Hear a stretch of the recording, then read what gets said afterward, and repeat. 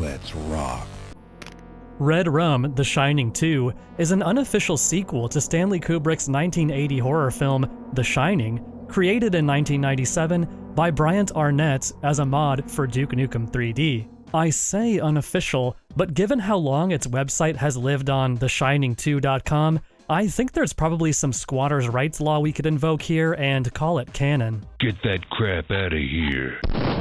Ah, that's better. This virtual reality sequel lets the player explore a meticulously recreated version of the Overlook Hotel as it exists in The Shining, occasionally facing off against, I think, ghostly manifestations of Jack Torrance wielding his iconic axe. Actually, Redrum includes a shockingly lengthy backstory for the mod, so let's take a look at that and see what's really going on here. Taking place directly after their escape from the Overlook Hotel in the film, Wendy and Danny Torrance reach a nearby town and seek help from the local police, who send a small army of SWAT dudes to deal with Jack back at the hotel. The radio cracked and squawked with the screams of dying men. Explosions, bullets, tear gas grenades, all useless against the sheer force of Jack Torrance. It was all over in less than 5 minutes. The radio quiet, except for the cool hiss of white noise. There were no survivors. Naturally, the only option left is to send in the player as Duke Nukem to do what no one else can. Duke is picked up via helicopter by Gordon Cole from the Bureau. Hell yeah, dude. I work alone, Gordo, said Nukem from behind his mirrored sunglasses. I know, Duke, but this is different. We don't know what we're dealing with here. Alone. And that was it. Duke eventually makes his way to the hotel and the mod begins in the lobby. All of the major details you'd expect to find are here, but I was continuously blown away by the little things. The design of wood paneling on the wall, the chandeliers and wall hangings. I, of course, love this 2D rendition of the plant just outside the manager's office. Even the ornate design on these windows into the office, only seen for a couple seconds in the film, are carefully depicted here. The mod also comes with a very cool in-depth documentation describing the process of its creation. Because his TV and VCR weren't close enough to his computer to reference directly, Arnett had to watch the film in slow motion repeatedly and make detailed sketches of each room shown on screen. This painstaking method absolutely paid off though. Arnett's recreation of the Overlook is super impressive, especially considering it was made just a year after Duke 3D launched in 1996. I rewatched the film as a refresher for this video, and I was surprised at how easy it was to navigate just based on memory. As mentioned earlier, Jack and his doppelgangers, played here in a cameo appearance by the mod's creator, will attempt to interrupt our artistic observations, and they take a surprising amount of firepower to take down.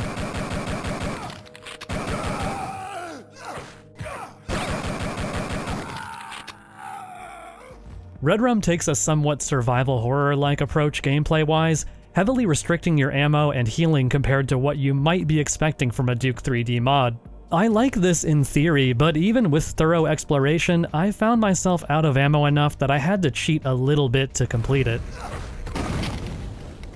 Duke 3D and its mod scene are admittedly a bit of a blind spot for me, but I've always appreciated the naturalistic way indoor environments tend to be depicted within the build engine. There are plenty of working mirrors to look into, light switches to flip, and objects to interact and play around with. One of my favorite areas is the large lounge area where Jack works on his writing. Just incredible vibes in here, with some cute sound bites to top it all off.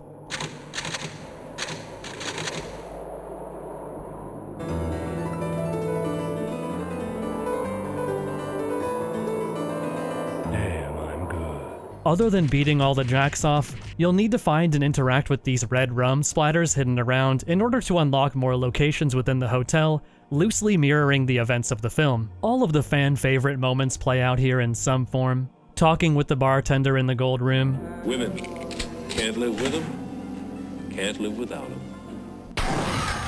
The creepy twins in the hallway. Come and play with us, Daddy. The furry scene. The old tub lady in room 237 with her iconic swamp magic. And of course, here is Johnny. Here's Johnny.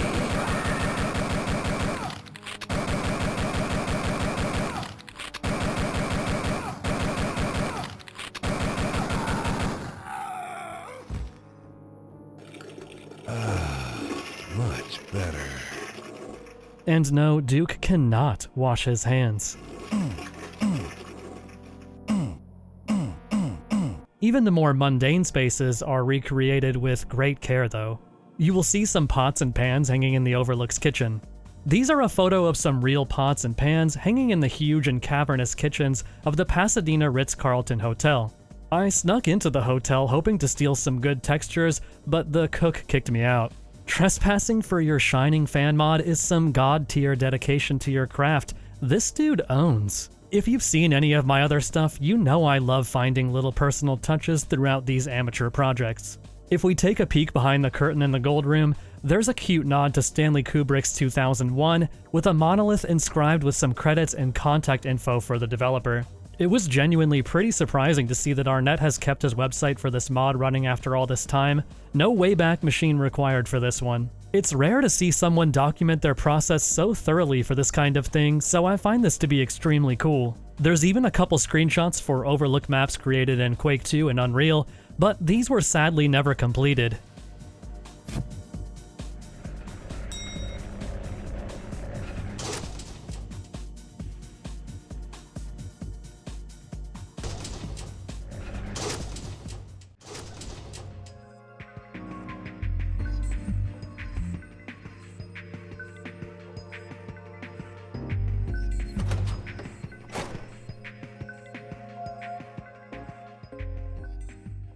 The idea for this video came to me, as most ideas do, in the shower. Every time I shower, I listen to one podcast exclusively. Just King Things, a show where hosts Michael and Cameron discuss the works of Stephen King in publication order. My mind started to wander a bit, and I got to thinking about how odd it is that, for someone whose works have so frequently been adapted to the screen in various ways over the decades, I couldn't think of a single Stephen King video game adaptation. Of course, there have been lots of references to King's works in games over the years. From small ones like the high school and the Dreamcast horror game Illbleed being called Castle Rock High, to more substantial nods like Blood's Overlooked Hotel, Here's Johnny. or the Overlook map in the Zombies mode of Call of Duty Black Ops for the Nintendo DS.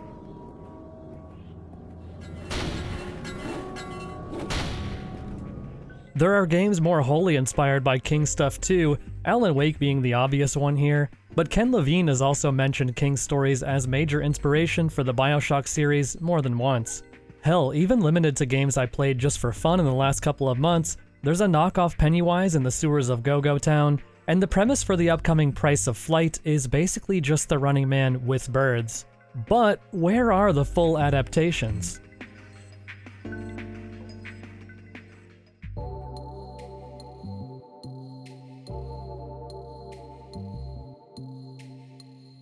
Well, it turns out that there actually are a few official games based on King's works, but there's a very simple reason that hardly anyone speaks about or remembers them. They are, for the most part, absolutely boring as piss. I originally intended to cover each of these games in greater detail, but I genuinely panicked when I fired up the Running Man for the Amiga because I immediately realized just how boring it is. I can't make a video about this.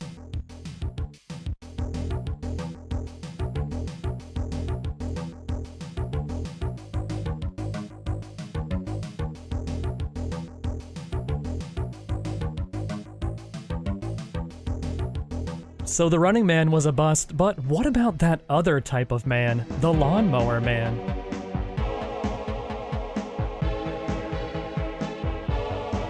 If this bizarre property has had any lasting cultural impact, it's almost certainly due to the 1992 film adaptation's depictions of virtual reality gaming utilizing early, low-budget CGI. The movie isn't good, but it's easy to see why it's garnered somewhat of a cult following in recent years. Also, side note, Pierce Brosnan looks cool as heck in this movie, I gotta say. So as strange as it may seem if you've seen the film and know what it's actually like, You're beautiful.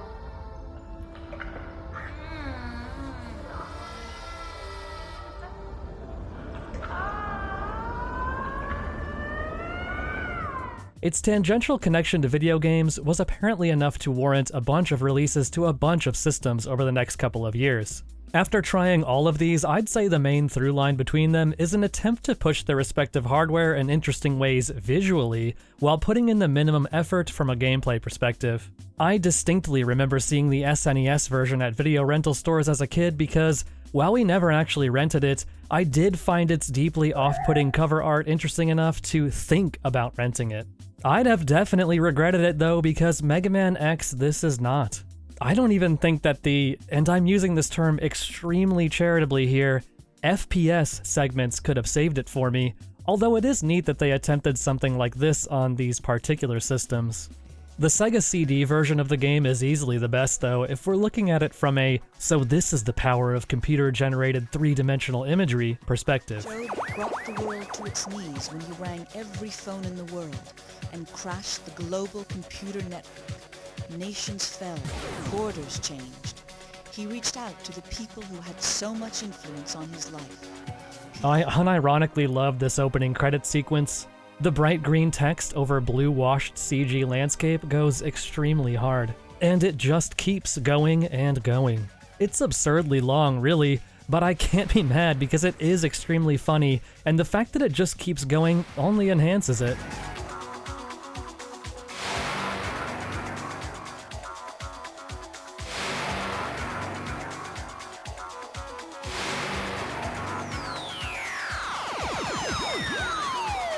Mr. Timms, the head of VSM.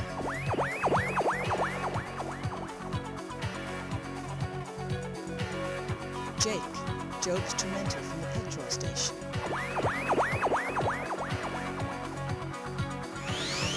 The director of the shop. Roscoe, the test chimpanzee. Once the intro sequence is over, you'll be given mere seconds to process that the main menu has appeared before the intro restarts, but if you're quick enough, you'll be able to choose one of the 3 difficulty settings. No problem. Tricky. And forget it. As is often the case with these CD-ROM full-motion video games, gameplay is practically non-existent here, consisting of following simple Simon Says-like commands. Go down. Fire. Or trashy timed logic puzzles. Failing any of these sequences rewards you with a pretty great death animation though, so that's cool.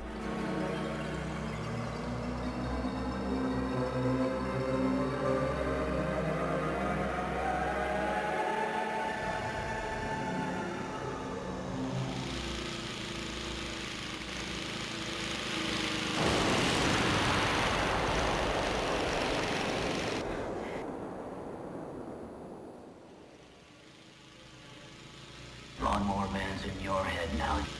There's no escape. Ever.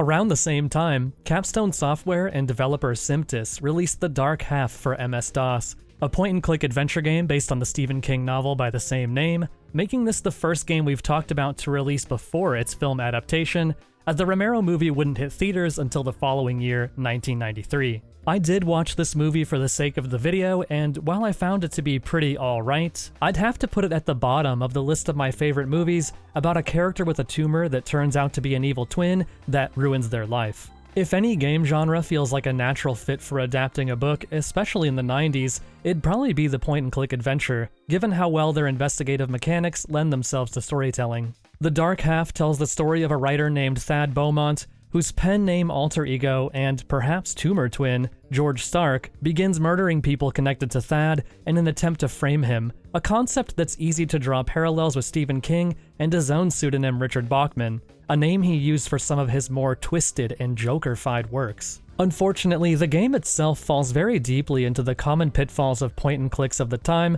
with obtuse solutions and inconsistent logic abound, which is a shame, because there is some cool stuff here. The idea of actively working against the police investigation into the player character is novel, and despite what reviews said at the time, I think this game looks so good.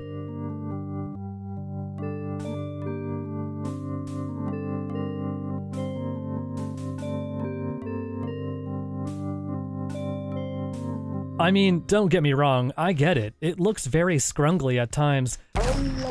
but I think its simple, low-detail aesthetic has a similar charm to amateur projects you'd find on sites like The Daily Click in the early 2000s. There's a lot of pillow shading going on here, which, while kind of a no-no amongst pixel artists, does admittedly bring back fond memories of making stuff in MS Paint as a kid.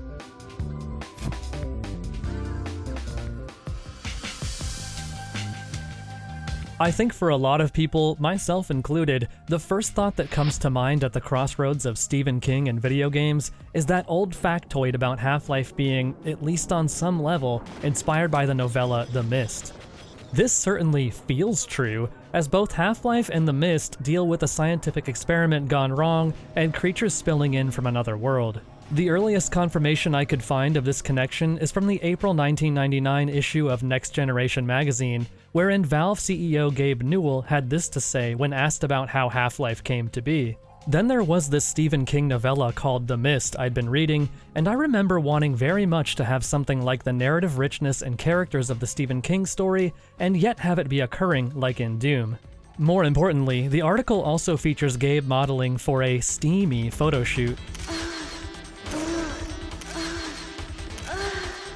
So while Newell doesn't exactly reference the specific similarities in narrative, we do have a stronger confirmation within the official concept art book for Half-Life 2, Raising the Bar, which states that the original codename for Half-Life 1, Quiver, was a reference to the Arrowhead project, the name given to the military experiment that unleashes the otherworldly creatures and titular Mist within that novel. In August 1985, developer Angelsoft and publisher Mindscape released a text adventure game based on The Mist for the Apple II computer, followed by releases for DOS and Macintosh over the next few months. The game coming just after the release of Skeleton Crew, a short story collection featuring an edited version of The Mist, originally published in a separate short story collection, 1980's Dark Forces. I should admit up front here that text adventure games are not something I have much experience with at all, and in fact I think the only real time I've spent with any of them is when they show up as parodies within other games. I'm certainly not against the idea of playing a text adventure game, but like, how do I make a video out of this?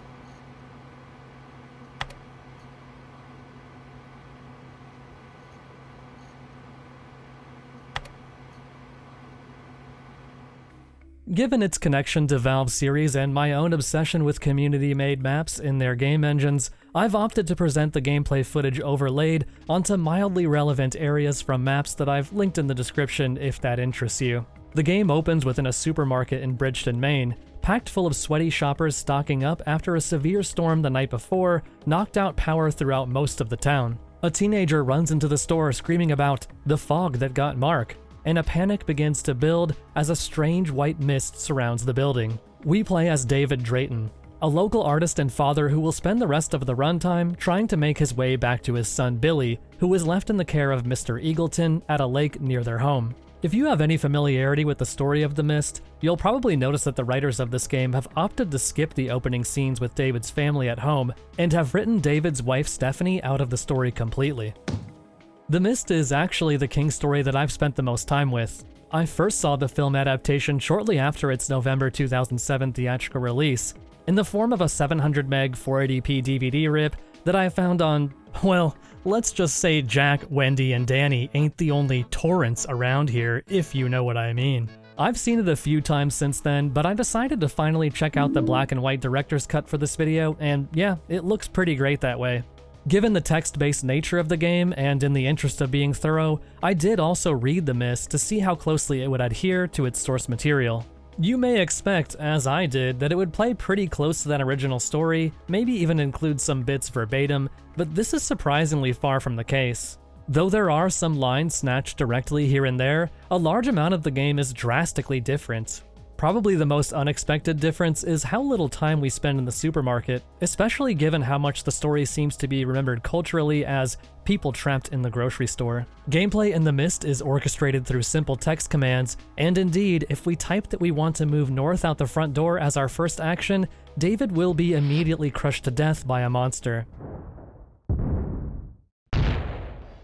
Sticking to the interior of the store for now though, a cool element of the game is that characters will go about their business and move around semi-randomly as you search the aisles for helpful items or clues for what to do next. You can speak to them, but without knowing what to ask for, you'll only get a simple line or two of dialogue. As you move around, you'll frequently encounter Mrs. Carmody, the local religious doomsayer whose calls for blood sacrifice are increasingly gaining support among the grocery shopping populace. Every action you take, whether it be talking to someone, looking at a box of salt, or even mistyping a command, ticks down a counter before Carmody and her followers throw you outside to be pecked to death by bird monsters. As brutal as this is, once you know what you're looking for, you can simply avoid being in the supermarket for the most part. At this point, I should mention that I tried to make it as far as I could in the game with nothing but my wits in the game manual to guide me, but the truth is there was absolutely no way in hell I could have completed the game without this guide and map from solutionarchive.com. I originally chuckled at the sort of antiquatedness of calling a walkthrough a solution,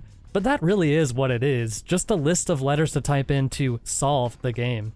Hilariously, one of the first things the guide wants you to do is ask Ollie if he has a gun and then tell him to give it to you, which he does, no questions asked. I have no clue how you're meant to infer that he may have one. Even having just read the book and watched the movie, knowing that he does eventually end up with a gun, I can't imagine how many hours of brute forcing I'd need before being like, "Hey dude, do you have a gun?" And even then, you can't ask nicely for it, you have to demand it. Poor Ollie. Once you do have the gun though, the game opens pretty wide to the entire town of Bridgeton. Some of the mist monsters can be killed with household objects, like slug monsters that you'll throw salt onto, or spiders that you can spray with the name brand intact can of Raid insecticide.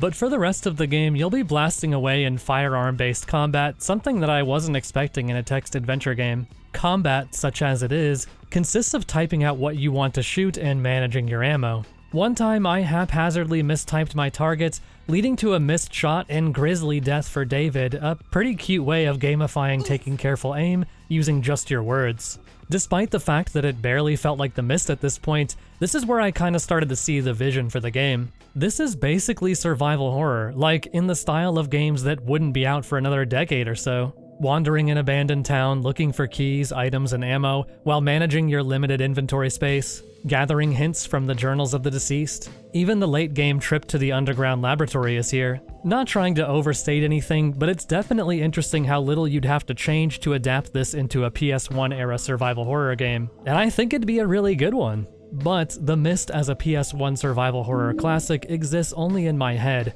so how do I feel about the game as it actually does exist? It's a mixed bag. The actual act of playing this game often felt like doing taxes, and I only mean that partially derogatorily. There is a kind of charm to sifting through a bunch of printouts and consulting a physical map in your hands when considering what action to take next. But because of the game's often quite obtuse nature, a lot of my time was just spent robotically entering directions in sequence. Ultimately, I think The Mist text adventure is an interesting companion piece to the novella with some cool elements, but which is fundamentally flawed. There's enough missing connective tissue from the book as to make it not stand well on its own, and the deviations from the source material not only make it feel like an entirely different story, but the questions that it does choose to answer from the book about the monsters and the Arrowhead Project are ones that were better left unanswered.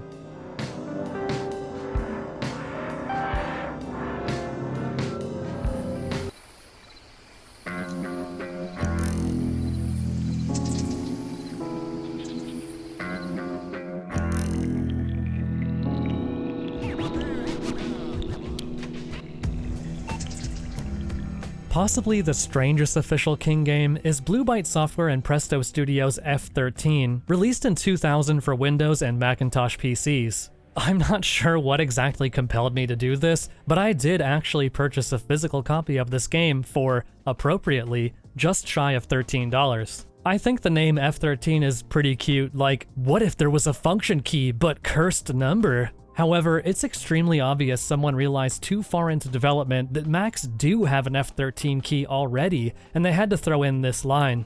Also, Control-Alt-Shiver is such a weak tagline. Control-Alt-Die was right there. Even when compared to something like the Lawnmower Man on Sega CD, calling F13 a game feels like a bit of a stretch. There are games on this here compact disc, but just as much menu space is afforded to its collection of screensavers, bumps and thumps, and death-top wallpapers, as well as what is debatably the main attraction, a digital copy of Everything's Eventual, a King novella first published in the Magazine of Fantasy and Science Fiction a few years prior. Whatever you want to call it, gaming magazines and websites at the time reviewed F13, albeit with disastrously low scores, as a game, so we're gonna count it. Something I quickly realized about Stephen King's F13 is that, despite his name in the title, very little contained on this CD-ROM has anything to do with him or any of his creations. Ah yes, my favorite King things. Hearse, Graveyard, Big Roach. I love this one that's meant to be like King's idea board. Gotta remember those big-time bestseller themes of fear, horror, terror, or romantic triangle. Possible lines, sometimes dead is better. Sometimes dead is better. Sometimes dead is better. Sometimes dead is better. This little clown shows up in a few places, but I love this wallpaper where he's just hanging from a noose in front of Stephen King's name.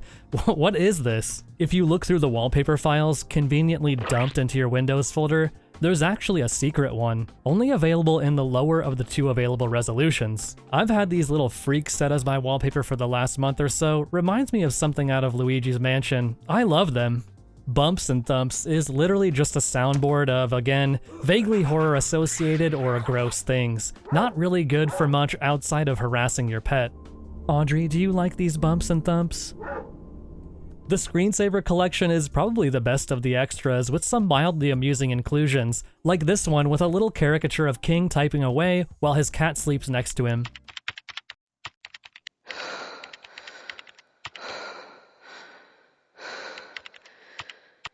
Honestly, I probably had more fun with the trivia screensaver than the actual games. What's the Green Mile? A movie. Oh.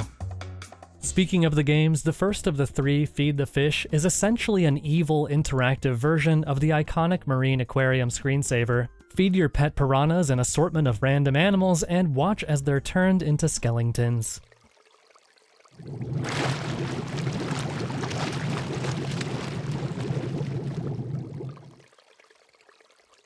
As for Bugsplat, the self-explanatory second game in F13, I'm going to let King speak on this one. I recognize terror as the finest emotion, and so I will try to terrorize the reader. But if I find that I cannot terrify, I will try to horrify. And if I find that I cannot horrify, I'll go for the gross out. I'm not proud. Desktop Games by Gemtree Software, also released in 2000, was a little program that sat on top of your desktop and let you destroy it with various tools.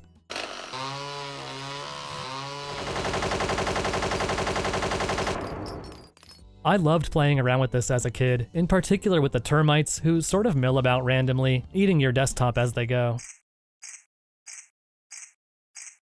There's an ad for F13 that shows Bugsplat being played over the desktop in this way.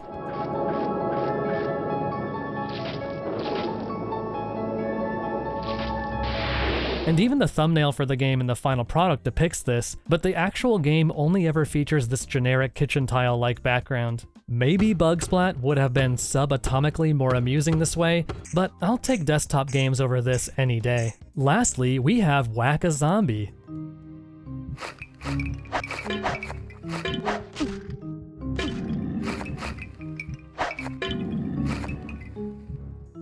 I'm tempted to say that F13 feels more like a Goosebumps tie-in aimed at children, but even Goosebumps software from around the same time had more going on than this. Of course it's me! I always said she was nothing but a slimy girl.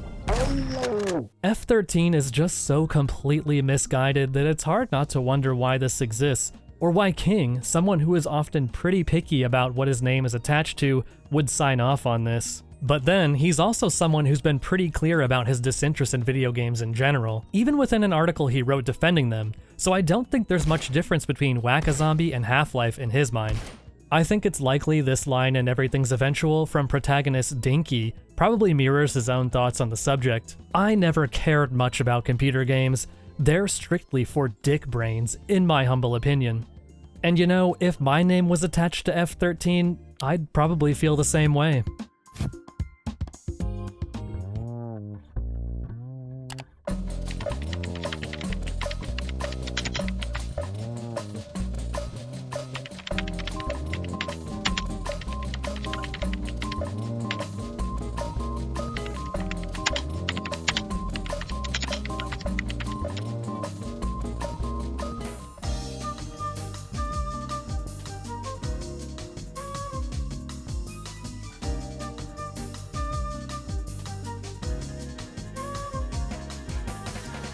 Unfortunately, plenty of dick brains out there do like video games, some of them enough to even make their own.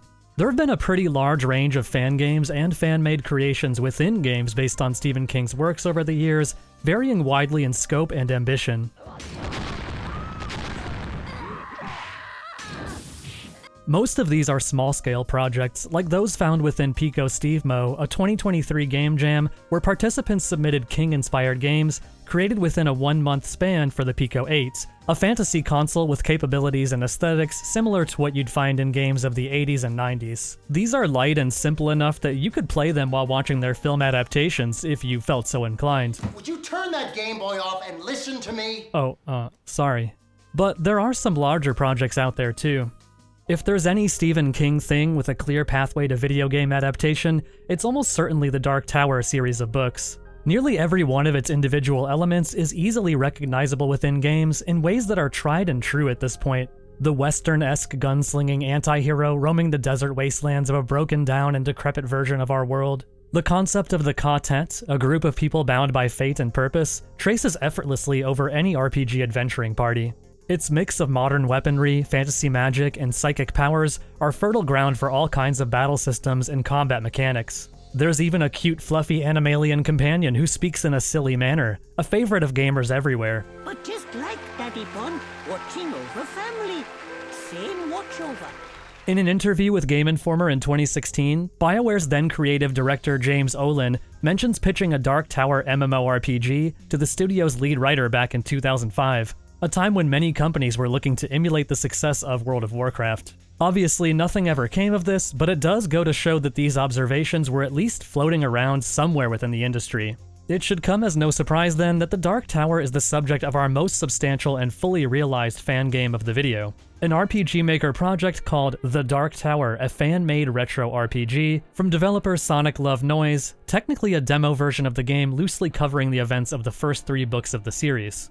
I did play the entirety of the game as it currently exists, about 4.5 hours or so of it, and while I won't recount the whole experience here, I do want to talk about the opening segment and some key points of interest. The game opens with Book 1, The Gunslinger, on the same iconic line as the actual book. The man in black fled across the desert, and the gunslinger followed. You'll primarily have control over said gunslinger, Roland, as he chases down the man in black within a framework that you'll find familiar if you've ever so much as glanced at a retro JRPG or RPG Maker game before. You'll traverse a relatively large overworld map, engaging in the occasional random battle, on the lookout for towns and settlements, wherein you'll converse with the locals, buy and sell items, typical RPG stuff. The first town we pass through, Tull, is a good place to talk about the aesthetics of the game. Most of the environmental art comes from an asset pack by Jason Perry. Many RPG Maker projects make use of pre-made assets, to the point that producing and selling these is kind of its own entire sub-industry, and the Dark Tower is no exception. I don't mention this to criticize though, in fact I think it's pretty cool and suits the game quite well here, and frankly is probably the only way that a project of this scope can really be made in a reasonable time frame. Roland asks around town towards the whereabouts of the man in black and ends up sleeping with the bartender Alice. I screamed when the game cut to their Final Fantasy re-sprite, bare-ass, butt-ass naked bodies. I think this is a glitch, but there's just another Roland in the corner watching this go down too. Wild stuff. Alice explains that another villager, Nort, had died and been resurrected by the man in black later that same day. The next morning, Roland speaks with the preacher woman Sylvia Pittston, who explains that she's carrying the man in black's child, calls Roland the Antichrist, and demands that he leave town immediately. Now, I did already know that Roland was about to murk this entire town of people, but what I wasn't expecting was to do it myself in a turn-based battle and watch Roland celebrate with Final Fantasy-style fanfare as he leveled up from all the townies he'd just murdered. With a trail of fresh bodies behind us, we head to a nearby way station, seemingly abandoned but for a young lost boy named Jake Chambers, our first quartet/party member. Jake was recently isekai'd into the realm in which Roland resides, Midworld, and with his shining-like psychic power known as the Touch, acts as the party's magic user. Roland has the power of shoot gun good and can use special techniques that debuff enemies, but lacks any kind of healing or elemental abilities, so having Jake around is a pretty big boon in battle. Most of the runtime of the game from this point on is spent meeting up with, parting ways with, and meeting up again with the other members of the quartet. You may have already noticed this with Roland, but each of the party members, and one other character, has a portrait based on a real actor in a way that almost feels like fan casting by the developer. Roland I recognized pretty quickly as Hugh Jackman in Van Helsing, and Jake Chambers is very obviously Haley Joel Osment as Cole Sear in The Sixth Sense.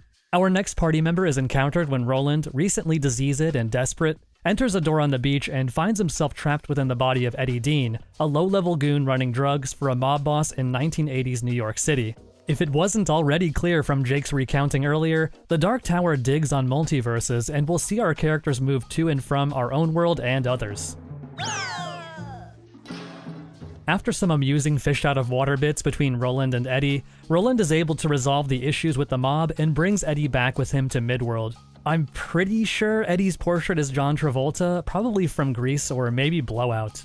Eddie basically fits into the thief archetype, with a hustle menu option allowing him to steal or whittle an enemy down to a stub. I never actually used this one, so I have no idea what it does. After a bit more beach wandering, Roland encounters and enters the second door and the body of our third and final party member, Odetta Susanna Holmes, currently in the process of shoplifting from a Macy's, and whose portrait I think is a redraw of singer and actress Brandy. Roland mentions something about sensing a fractured mind, and we learn that Odetta essentially exists as two separate people after a brick was dropped on her head as a child by Jack Mort, portraitized here, I think, as Val Kilmer, the very same man that would later push Odetta in front of a train, disabling her, and the same man who isekai'd Jake into a car earlier.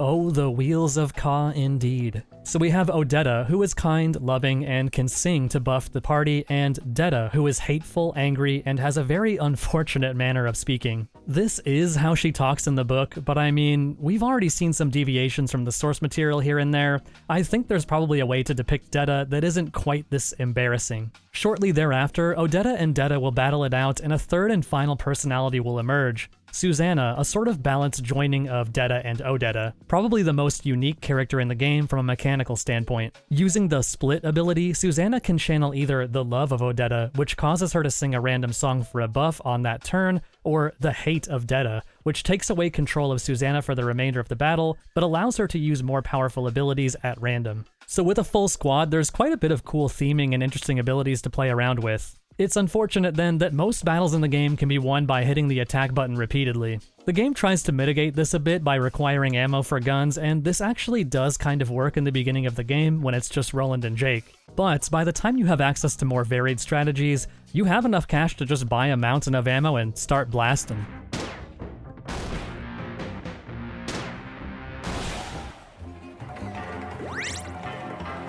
I'd say the majority of my random encounters in this game were spent with one hand mashing Z and the other opening packs of Pokemon cards.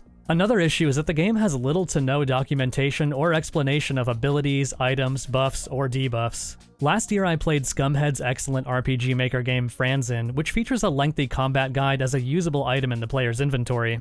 It's not exactly an elegant solution, but it works. Dark Tower desperately needs something like this, or hell, even a readme file somewhere to give the player some sort of idea as to what any of these symbols mean. That being said, the bosses are a higher point and did have some fun shakeups that forced me to play a little differently. A cute example of this is the final boss of Book 3, Blaine, the pink monorail train, who will ask you to solve riddles throughout the fight. Answering these incorrectly will cause the entire party to take a heavy hit, while answering correctly will spare you from it. Though the puzzle beforehand where you have to click through a sequence of prime numbers in reverse order under a time limit is kinda silly. I'm cute, not smart, okay? My only beef with the bosses really is aesthetic. All of their sprites, as well as the battle backgrounds actually, are AI generated and as such, just look out of place and odd. I realize that this game is a huge undertaking by mostly a single person, likely as a hobby project, but truly anything would be preferable to AI. This is a game that's soundtrack is comprised entirely of Tom Waits songs. I don't think there's any reason to be shy about ripping graphics from other games. Just take the Phantom Train boss from Final Fantasy VI, make it pink, cut some bits off, and throw on a window. I don't think something like this would be any less book accurate than AI-generated mush, and Final Fantasy freaks would be able to point at the screen when they recognize it. After spending a lot of time staring at the game while editing this video, I've started to question these character portraits too. The developer only mentions the boss and background art as being generated by Midjourney in the credits, but I can't help but wonder about the slight offness of these as well. To be clear, I think the idea of having these drawn-over versions of real people is fun. I just think that most of the charm in that idea stems from a real person sitting down to draw over them. I really enjoyed the game for the most part, and I wish I could fully recommend it, but I have to admit the AI art really bummed me out. Even setting aside any ethical debate, I simply think the game would be better without it. I know we're meant to be in fan-made territory at this point, but while we're on the subject of the Dark Tower, I feel the need to bring up one last thing. I was chatting with a friend about the topic of this video, and he mentioned remembering playing something called Discordia around 2010 or so. I'd seen quite a few articles and lists about official King games at this point, but having never come across this title, I assumed it must be some kind of fan game. It turns out that in 2009, StephenKing.com released a sort of spot the hidden object-ish game called Discordia, technically making it a secret 6th official King game.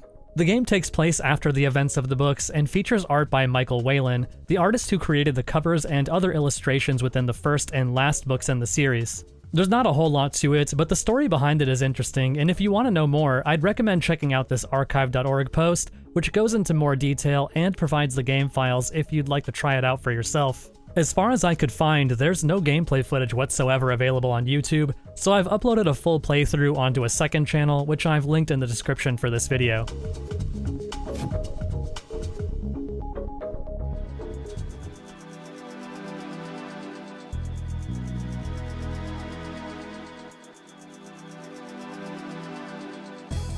I don't think we could possibly talk about fan games without including at least one made in good old Flash.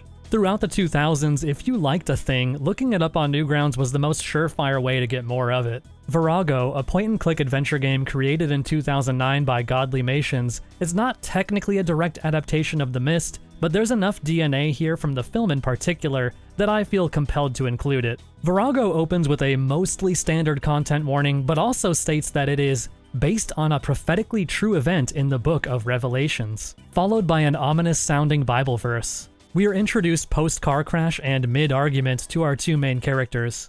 Ira, our player character, and her husband Jonathan, who looks like the webcomic version of Jonathan Joestar. Though Jojo would never treat his wife this way. I think we're over here. Why didn't you just stick with the interstate? Oh, I don't know, Ira. I guess I just wanted to make this trip as long and miserable as possible, you know? See just how much you'd bitch about it. On and on and on. The events of the game more or less play out like a side story set in the world of The Mist, with our characters trapped in a gas station rather than a grocery store, but now with the exact style of writing and voice acting you'd expect from a 2009 Flash game. What are you two idiots doing outside? Honestly, it's easy to make fun of at times, but the production values of Vorago are pretty high as far as these things go. Every dialogue scene is voice acted, and despite the amusingly scrunkly anime-adjacent character designs, it's mostly decently animated too, with the occasional genuinely impressive sequence. There's an interesting attempt at naturalism in some of the dialogue scenes where characters will talk over each other a bit. I'm not sure it entirely works, but it's neat that they tried. Would you kindly stop filling her head with stuff that's liable to scar her for the rest of her life? What are you talking about? No, there's nothing outside. Why did grown-ups always have to fight? The background art is nice as well, kind of has a similar look to a lot of American comic books from the time. Unsurprisingly, the weakest element of the game is its adherence to the genre-standard nonsense logic puzzles. Which is strange, because at times it feels like the game is aware of this trope and parodying it. We need to enter this door to the basement, but we can't because the attendant can see us from the mirror hanging above. So, naturally, we have to construct a makeshift flamethrower and blast at some flies until they ignite this cat, launching it Looney Tunes style into the mirror and blocking the attendant's view of the door. Not only is this tonally at odds with the rest of the experience, but it doesn't work as the satire that it seems to be going for either, as even its more grounded puzzles operate on a similar Rube Goldbergian mentality that makes consulting a walkthrough more or less required if you want to complete the game in a reasonable time frame. There are a few gameplay twists here and there. I liked these bits where we have to review some security camera footage and pause at the right moment. First to catch the very obviously evil deputy, Seth, pulling a gun on the gas station attendant, and later to catch our first glimpse of the monsters. There's even some action scenes, like a side-scrolling bit where we attack the monsters with an axe, and a couple shooting segments later.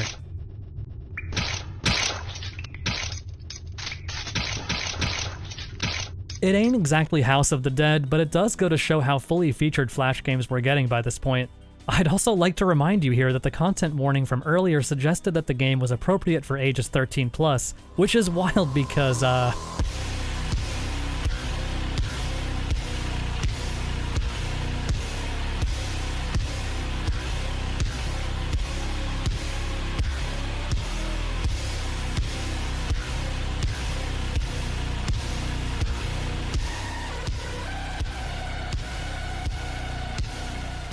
to go along with making Mrs. Carmody more pointedly Christian fundamentalist in her rantings, the film version of The Mist expanded on the novella's simple description of the insect-like monsters by giving them vaguely human-like facial features, referencing the locusts from the Book of Revelations.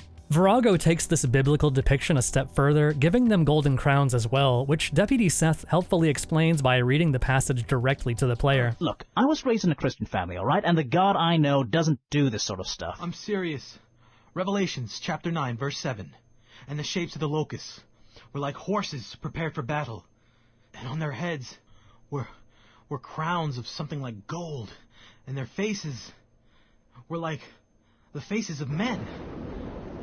Somehow, even with all the clues in front of me, it didn't really dawn on me that Vorago was an explicitly Christian take on The Mist until its very last line.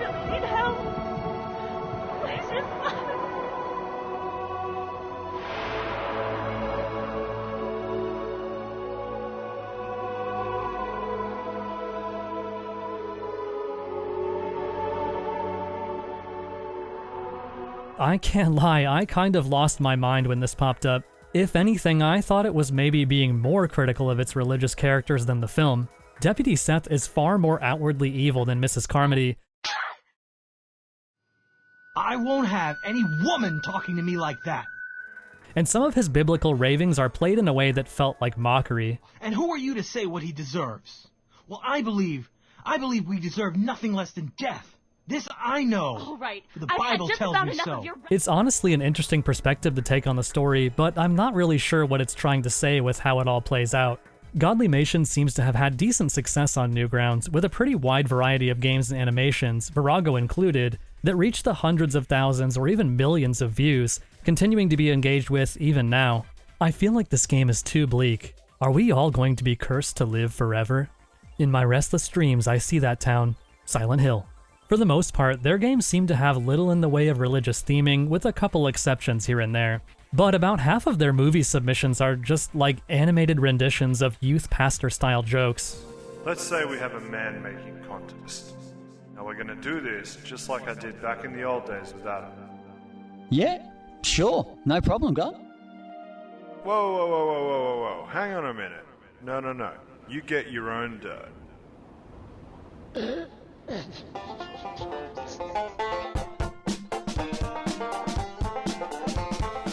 The way that you have to click receive on these rather than play or start is very funny to me. Click to receive the word of godlymation, a baklava recipe. No, Kyle, not you. Where's your balaclava? My balaclava is right here.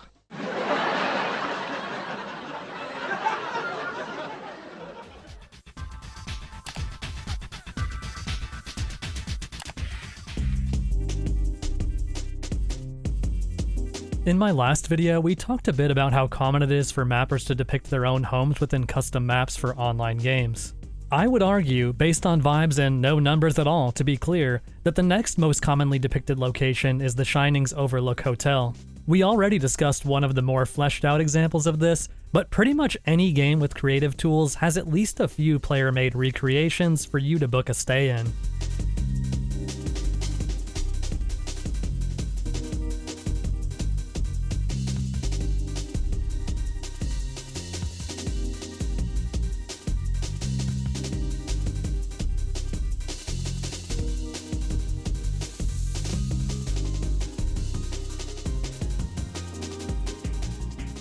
Coming across these maps and games with horror-adjacent content is relatively expected, like this one by Craft D Animations for the Zombies mode of Call of Duty World at War. Far Cry is a series that has dabbled in horror occasionally, so I wasn't terribly surprised to find The Shining P1 and The Shining P2 by Oldtimer 1969 within the arcade mode of Far Cry 5. What did surprise me though is how much Oldtimer was able to do with such limited tools and within the confines of the PS4's hardware and control scheme.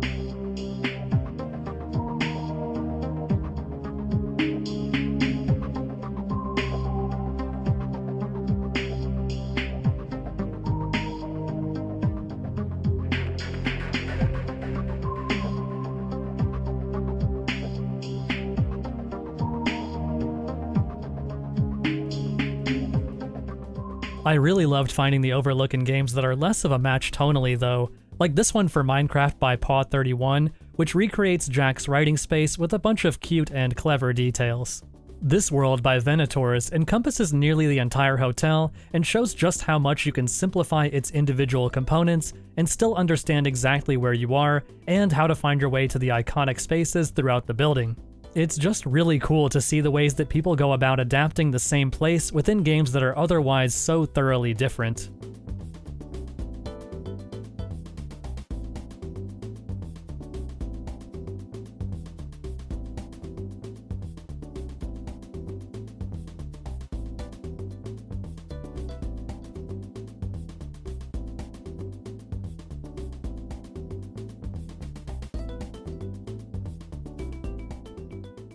There's a very specific type of shame elicited from Animal Crossing New Horizons when you fire it up for the first time in years and find your neglected home full of junk and roaches. After utilizing my newfound skill set from F13,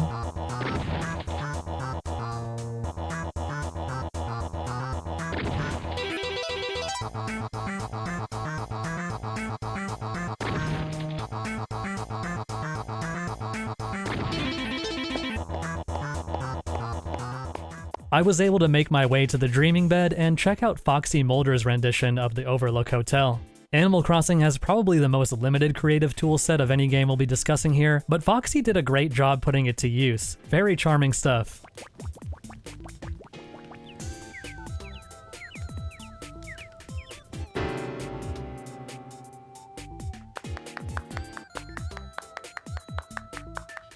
I found a frankly silly amount of Overlook Hotel stuff for this video, and while we could probably spend an entire extra video's length of time looking through it all, I'm going to restrain myself and just talk about a couple more maps that I found in VR chat. Given the game's focus on socializing, it makes sense that most of these feature the hotel's iconic bar, the Gold Room. Let's visit my favorite one, from user Milky Senpai, dressed of course as adult Danny Torrance, as portrayed by Ewan McGregor in Dr. Sleep. It does seem like this world is relatively popular, as I'd occasionally see active players listed, but they were only ever in private rooms, so we'll just have to explore solo for now. Behind the bar are a couple of photos of people who apparently get free drinks here, though I guess since no one else is here, I can have free drinks too.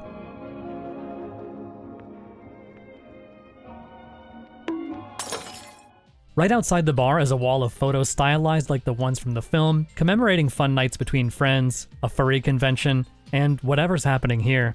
In all seriousness though, I do find this photo wall to be genuinely sweet, and I think it owns that people get together to hang out like this in VR chat. DJ ESP has an Overlook work in progress that's pretty nice, and I thought I hit the jackpot when I saw this tour of the worlds created by Stephen King, but sadly the elevator is out of order. I checked the other map from the same author just in case, and while I dig the vibe, I couldn't find anything King related. Danny seems happy here though, so let's drop him off and move on. I tried my best to find other fan recreations of non-Overlook places within King's stories, to limited success. I found one Pet Cemetery map for Counter-Strike Source, which you saw earlier in the video, but outside the name, there's nothing pet about it. This kinda bummed me out because I've got a soft spot for Pet Cemetery. As a kid who had just finished reading Godzilla Returns and felt ready for some real scary shit, it was the first Stephen King book I ever read, and probably my first quote-unquote grown-up book altogether. I kinda really like the 1989 film adaptation a lot too, for admittedly sort of hard to quantify reasons. Pet Cemetery. But I can quantify that it has the best original song ever made for a movie, so that helps.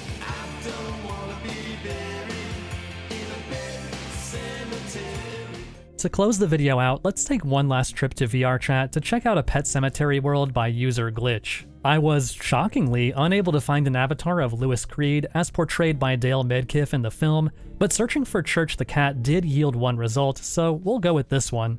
This world definitely has a bit more of an amateur feel to it than the others we've looked at, consisting primarily of empty space, some repeating grass sprites and tree models, and 2 houses. The first house is mostly empty, aside from some spotlit photos of what I assume to be friends of the author.